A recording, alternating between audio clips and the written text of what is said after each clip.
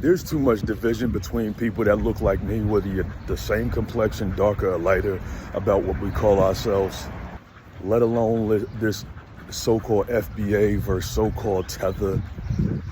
Divide and conquer is real, right? Dr. Claude Anderson, he has a book called Paranomics and plenty of other books, but he talks about how race is a race for resources. So while people who were born and raised in America, like me, might talk trash about people from other countries, Africa, the Caribbean, white people didn't do that. I don't like comparing how we carry it to white people, but who's winning and empowered economically and financially on the planet? We're not minorities in the whole world. That even is reverse psychology right there. But the crazy part is white people didn't even identify as white until a couple hundred years ago, when there was so much immigration, especially from Asia and South and Latin America, that they realized there was strength in numbers. When I was on house arrest in like 2011, 2012, I found this documentation online from the founding fathers of the US where they were talking trash about Germans. Germans are thieves, Italians are this, Irish are that.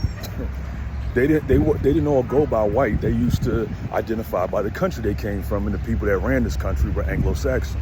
So if they realized that it was not beneficial for them to divide themselves based on country of origin all the way back then, and that they could secure and maintain power by uniting under this white banner, and maybe, yeah, I'm Italian, yeah, I'm Irish, yeah, I'm Jewish, yeah, I'm this, behind closed doors when they're in their own group. But when it comes to dealing with other people, they put up a united front under the term white. So if we worried about fixing our situation and fixing, the power differential in the world, why wouldn't we unite under black or melanated or whatever, instead of talking this tether versus FBA versus Caribbean versus African nonsense? Because at the end of the day, the best way to win is to figure out how people who are already winning are doing that. And they're not doing it by dividing themselves based on which country they're from. One last thing, a few weeks ago, I was at a business event, right? I met a couple joints, sisters. They were both bad, and one of them was, giving me rhythm or whatever. We were talking about business, and the one sister, she wanted one of my books, so she got Suicide Tuesday. So she's looking at the back of the book, they both are, and she goes, "Oh, you Jamaican?" Because I was wearing a Jamaican muscle shirt with the Jamaican flag, right? I was like, yeah, kinda, my great grandmother was. And her cousin was like, well, why you ain't claim it? I mean, I'm Jamaican. I was about to say, yeah, man. And I was like, it ain't that I don't claim it, but it's my great grandmother. I was wearing the shirt for a reason. I'm proud of all my heritage, but I don't like the divide and conquer FBA versus this, that, and the third, right? We focus on that too much.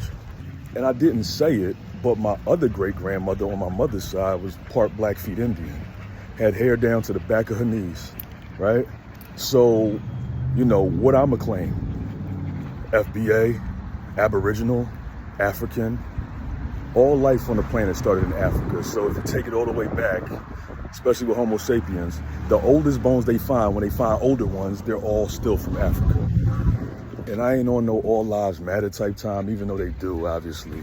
I'm just saying, at the end of the day, we all people, and as people who are having a disadvantage in the world right now, we need to focus on what's going to help us get stronger and unite. That's all I'm saying. What do y'all think?